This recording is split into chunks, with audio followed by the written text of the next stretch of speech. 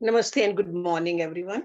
Let's start our Saturday Gita class with some prayers first. Om Parthaye Pratibodhitam Bhagavata Narayan Swayam Vyasena Gratitam Puran Munina Madhye Mahabharatam Advaitam Ritvarshine Bhagavati Mashtadashadhyayane Am Tvam Anusandhami Bhagavad Gita Bhavadveshine नमो अस्तु ते व्यास विशाल बुद्धे full Arvind आयत पत्र नेत्र येन तव्या भारत तैल पूर्णः प्रज्वलितो ज्ञानमय प्रदीपः प्रपन्न पारिजाताये तोत्र वेत्र एकपानये ज्ञान मुद्राये कृष्णाये गीता अमृतदुहे नमः सर्वोपनिषदो गावो दोग्धा गोपाल नंदना पार्थो वत्सा सुधीर्भोक्ता दुग्धम गीता अमृतम महत् वसुदेव सुतम देवम Kans चानूरमर्दनम Devaki परमानंदम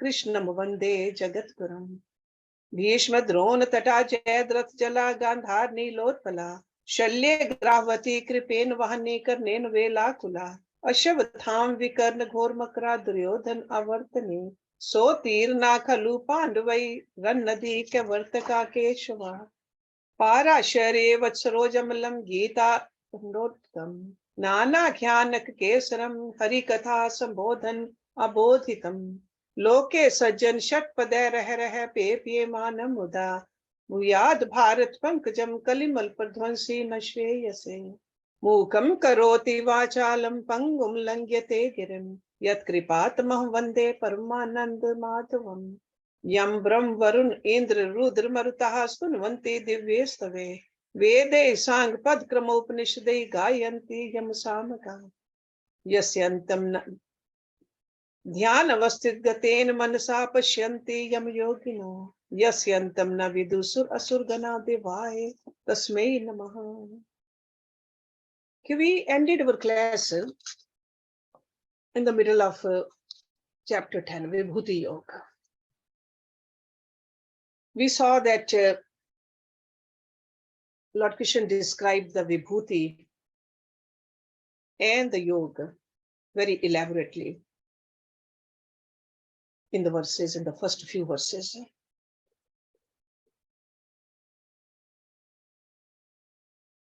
Then Lord Krishna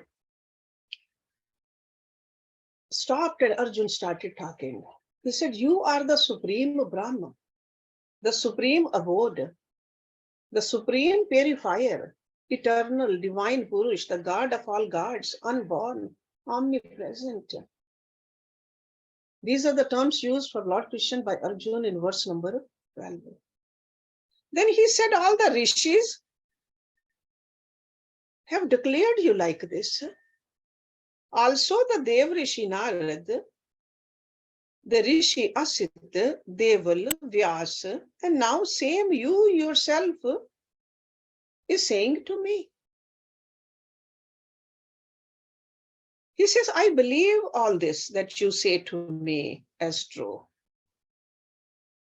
O Keshav, neither the Devtas nor the Danavs know your identity.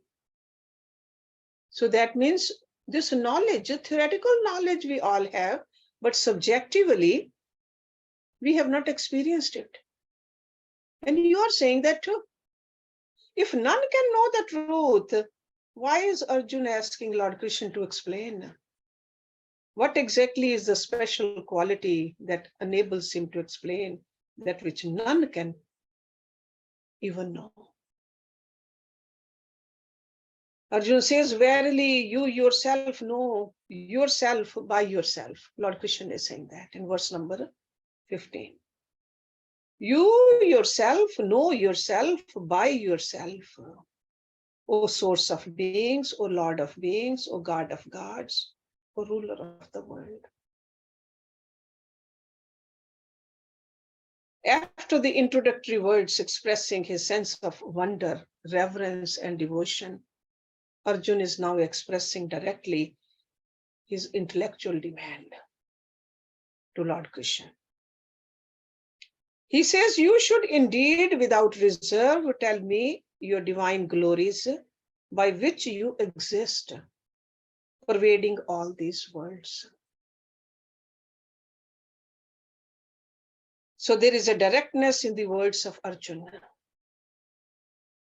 So he is asking for an exhaustive discourse upon the cosmic form, which is called a Vibhuti, by which this whole world is pervaded. That's why he says, you exist. And Arjuna, being a man of action, supremely practical minded, wanted to gather sufficient data for his intellect to ponder upon. He wants to really understand it, what Lord Krishna is saying. Now we wonder, is it merely an intellectual curiosity in Arjuna? Or what? From the next verse, we can see that it's not only for his intellect to know. He says, how shall I ever meditating know you, O yogi? So he wants to have experience, not just only understand. How shall I ever meditating know you, O yogi? In what aspects or forms, O blessed Lord, are you to be thought of by me? The Supreme cannot become an object of any intellectual comprehension. That's why he is saying, how am I to meditate so that I may come to know you? The goal of a seeker is to know God, the truth in his own personal experience, while in an intimate identification with it. And explaining again precisely what he wants, Arjuna makes it clear that even if the answer is rather lengthy, he will not feel tired of listening to it. And he wants to understand it all. Verse number 18, he says, tell me again in detail, O Janardhan, of your yoga power and eminent glory. Why? Because I do not feel satisfied by hearing your life-giving and so nectar-like speech. So he says, tell me in detail. It's never enough for me. Vistaren atmanaha yogam vibhutim cha janardhan. Now from verse number 19, Lord Krishna started saying that now I will declare to you my divine glories, eminent in their prominence, O best of the Kurus. There is no end to the details of my extent. And he uses the word hanta in Sanskrit. Hant, that expresses the divine master's loving sympathy and very anxious consideration for Arjuna's incapacity to realize in himself. Hant. So the elaborate and exhaustive reply of Krishna, which forms the bulk of this chapter, explains the exact identity of the self in individual beings and things. It's almost like a combination of things and beings. And he's very careful to indicate two factors at one and the same time. Number one is the supreme importance in individual things. And second is the fact that without him, none of the constituent members of an assemblage or of a community will have any synchronized existence, or you can say organized life without God. Before we enter into this discussion, he says, you better listen to this fundamental truth. These are Lord Krishna's words in verse number 20. He says, I am the self, seated in the hearts of all beings. I am the beginning, the middle, and also the end of all beings. So this is a very fundamental truth he is declaring in the beginning. Even though Arjuna wanted examples, but he says, this is the truth.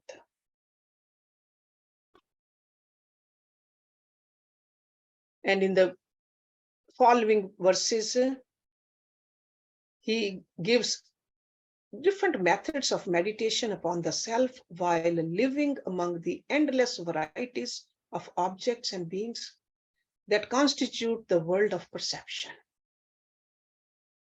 And some of these examples may not be familiar to us, but to Arjun they were. Arjun was a student of the Puranas and the Vedas. He knew this. This terminology he was very familiar with.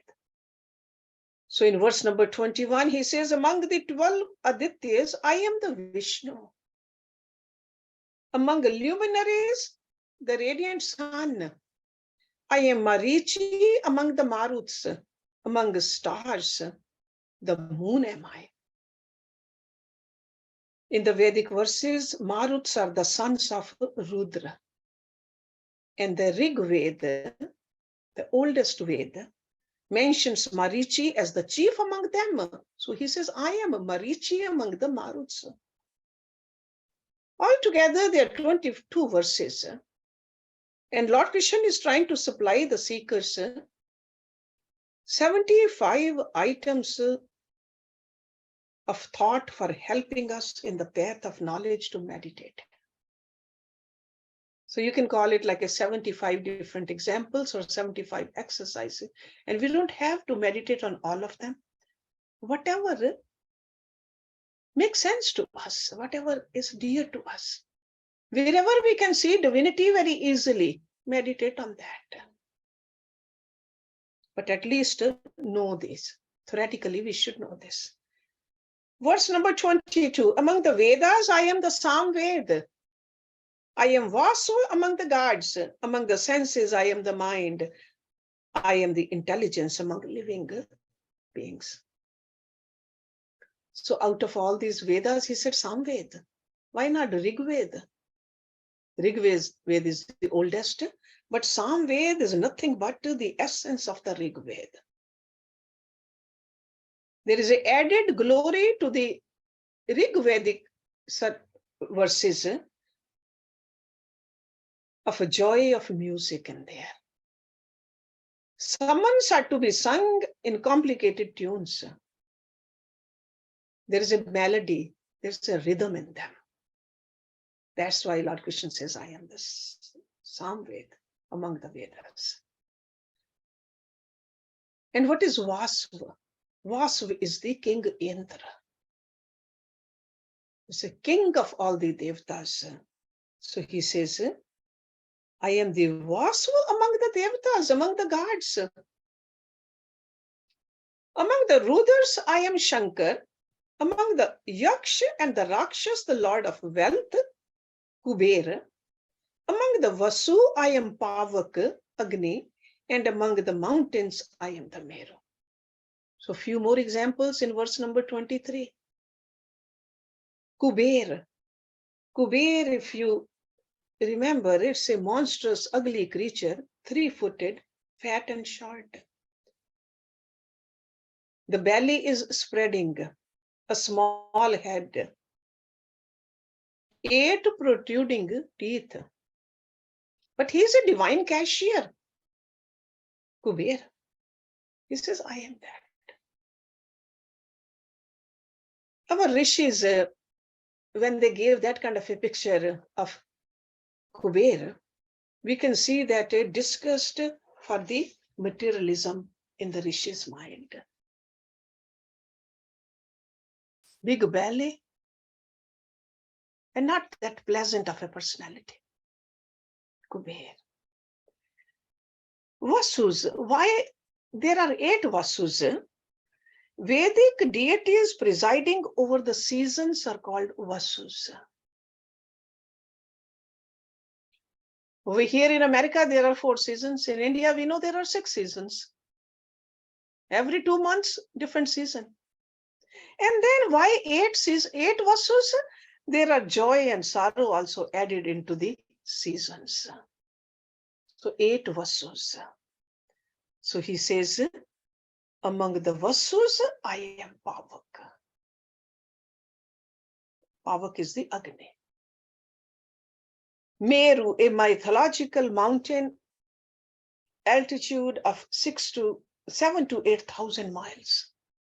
He says, I am that among the Parvats.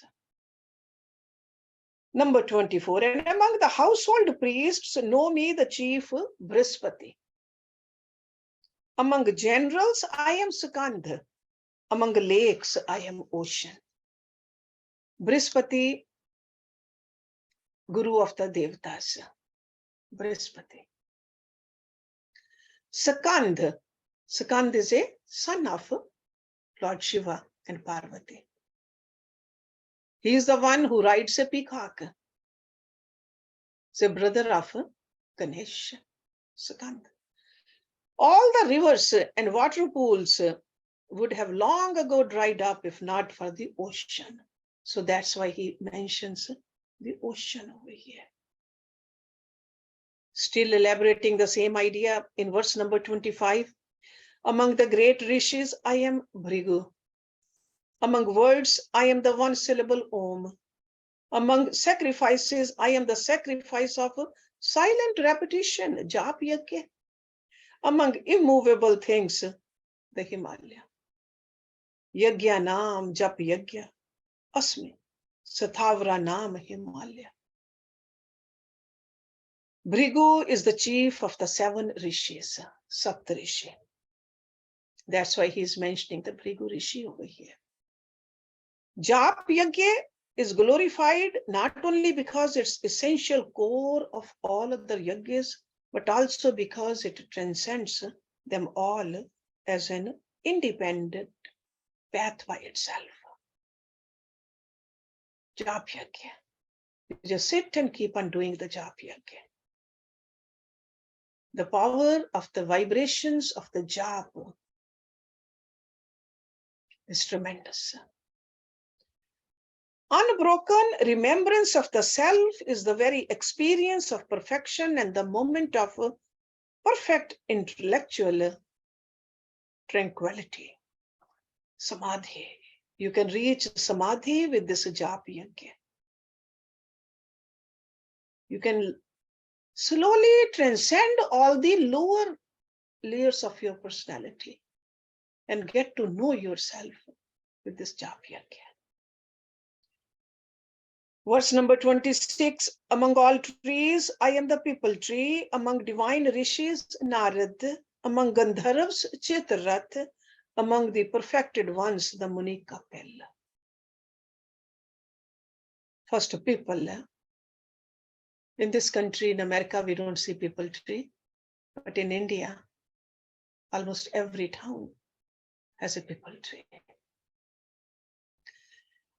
Both in its magnitude and lifespan, the people tree can be considered as the all-pervading and the immortal. It lives generally for centuries, the people tree. So he says, I am that tree among all the trees. Narad. There is a great respect for Rishi Narad because of his missionary zeal and enthusiasm. They say anybody who is looking for some kind of a guidance on the path of devotion, Maharishi, not just a Rishi, Maharishi Narad, he appears. He's roaming around in this universe. He wants to help a devotee. He helped Rishi Vyas also. He helped Valmiki also. He helped Prasad also. He helped Dhruv also. We have so many examples where Narad Rishi helped. And Gandharva. Who are the Gandharvas? Gandharvas are heavenly entertainers. That means art and music. And Chitrarath is the most brilliant and the best singer. In Mahabharata, we learned he was a teacher for Arjun, where Arjun spent some time in the Devlok. Chitrarath. Muni Kapil. Muni is a term derived from the Sanskrit word manan. That is a Art of a reflection, Manan Shilvan is a Muni. And Kapil Muni, founder of the Sankhya philosophy, he says, I am that also. Kapil Muni. Kapil Muni gave the Sankhya philosophy to his mother, actually. He was a guru to his own mother too. And Sankhya philosophy is the twin philosophy of the Yoga. Yoga and Sankhya, they go hand in hand. Next, verse 27. Know me among horses as Uchashvas, born of Amrit, among lordly elephants the Aravat, and among men the king. Again, there's a Puranic story of the churning of the milky ocean, both by the gods and the demons, for the purposes of getting out of nectar. They wanted, nectar did come out when they were churning, but it came out later on. First, there were a lot of other things which came out. And Lord Krishna is mentioning the horse, divine horse, and the divine elephant. So during the churning, these things, they presented themselves. They were like a gifts given to the Devatas and the Danavas. Main work of the churning should continue in us also. When we meditate, we are churning our energy in the Ida and the Pingla, so that our prana reach into the Sushumna and they reach all the way up to Sahasrara. And it should be done with diligence, with enthusiasm, until we gain what we are after, oneness with God. And that is the Amrit, actually, symbolically.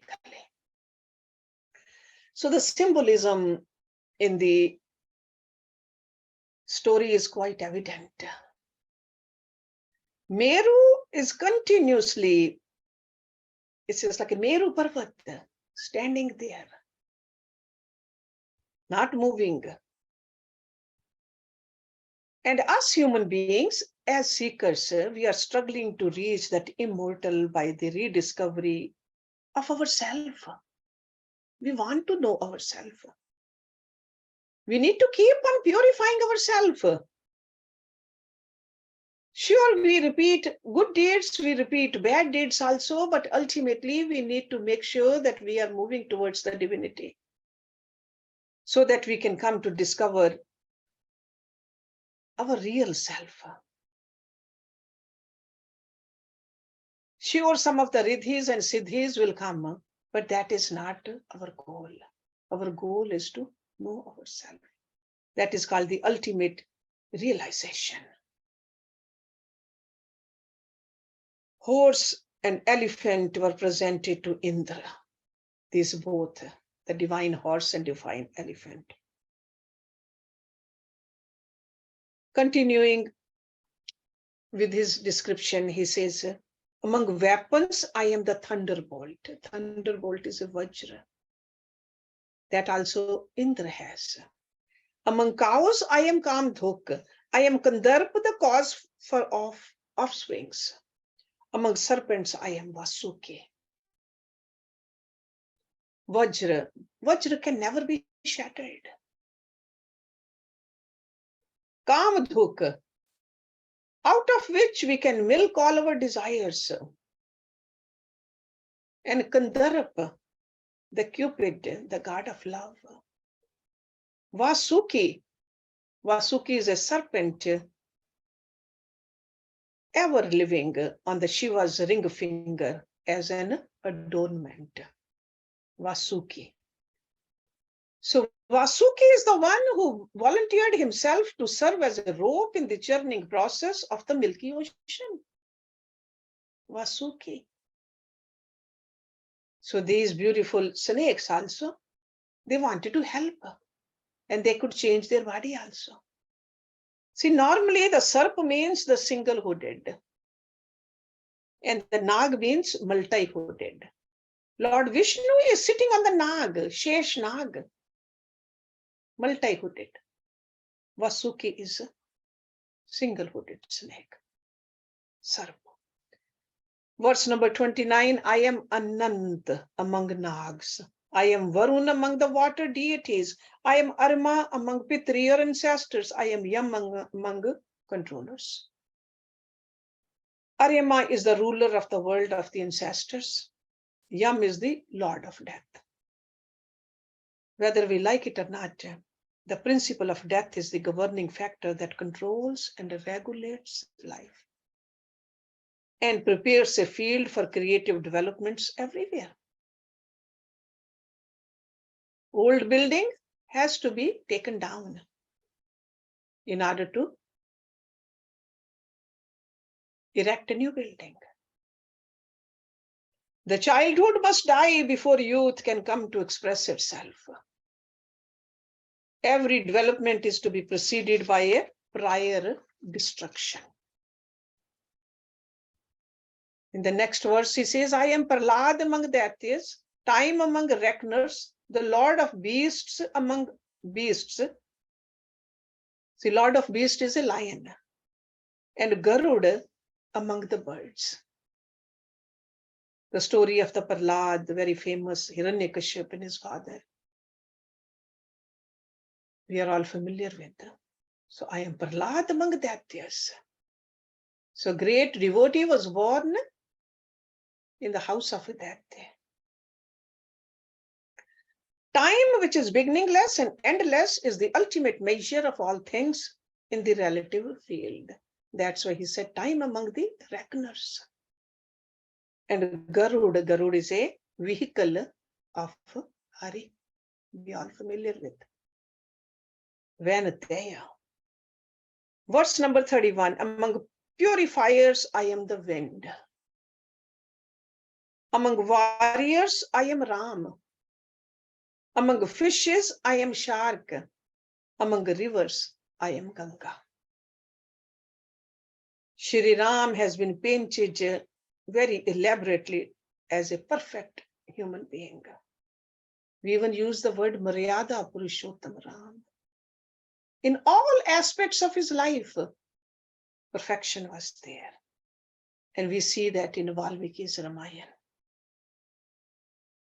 Among creations, I am the beginning, the middle, and also the end. O Arjun, among sciences, I am the science of the self. And I am the logic in all arguments. Adhyatum vidya, vidyanam vada pravadatamaham. He is the essence in all creation. Creation cannot happen without God. And forms of arguments we use to clarify, but when we are just doing it for the sake of argument, that is a jalap. When we want to criticize the other person, that's called a vitanta. And when we do the vad, which Lord Krishna used the word over here, vad, that's a logical argument. Without indulging in any hair-splitting argument. It's called a vad, because we want to come to the conclusion. You want to know the truth. Both parties want to know the truth, and they go through the arguments. So he says, I'm that kind of an argument, vad. Verse number 33, among letters, I am the letter A. Among all compounds and the dual, like a coordinate, I am verily the inexhaustible or the everlasting time. I am all-faced dispenser of fruits, of actions, having faces in all directions. Of all the alphabets, he says, I am the letter A. We know that without the help of vowels, words cannot be pronounced. Of all the languages, Sanskrit is particularly sweet because of this sound. So it's like a sound. Because of this smooth run of A, in every letter, there is a melody even between the words and a lingering echo between the sentences also. So A sound is the essence in all speech. So he says, I am that. I am all devouring death and the prosperity of those who are to be prosperous. Among the feminine qualities, I am fame, prosperity, speech, memory, intelligence, firmness, and forgiveness. And Lord gives more indications to make his self-introduction clear to Arjun in verse number 35. Among hymns, also I am the Brihat Saman. Among meters, Gayatri I am. Among months, I am parts of the December, January. That is a Marg Shirsh. Among the seasons, I am the flowery spring. So the songs of the Sam Ved are called the summons. The most difficult and complicated is the meter called the Brihati. There is an Upanishad which is called a Brihat Aryanak Upanishad. Not only am I to be recognized among the majestic and the divine, among the beautiful and the charming, but also among the lowest of the low. I am what I am. This is a lesson. Verse number 36, I am the gambling of the fraudulent. I am the splendor of the splendid. I am victory. I am determination of those who are determined. I am the goodness of the good. Among the Vrishnis, I am Vasudev, he says. Among the Pandavas, I am Dhananjay. Among the Munis, I am Vyasa. Among the poets, I am Ushna, the great seer. Vrishni. This was a Vrishni clan. Among the Yadavas, the ancestor Yadu had a son, Vrishni. All his descendants are called Vrishnis. And in this tribe was born Vasudeva as the great grandson of Vrishni. Vasudeva married Devaki, the sister of Mathura's tyrant Kansa. And to her was born our dear Lord Krishna. Okay. Vyas is a pen name which came to symbolize the new style of literature that was discovered and introduced. So Vyas, pen name. Among punishers, I am the scepter, the dand. Among those who seek victory, I am statesmanship. And also among secrets, I am silence. And I am the knowledge among knowers.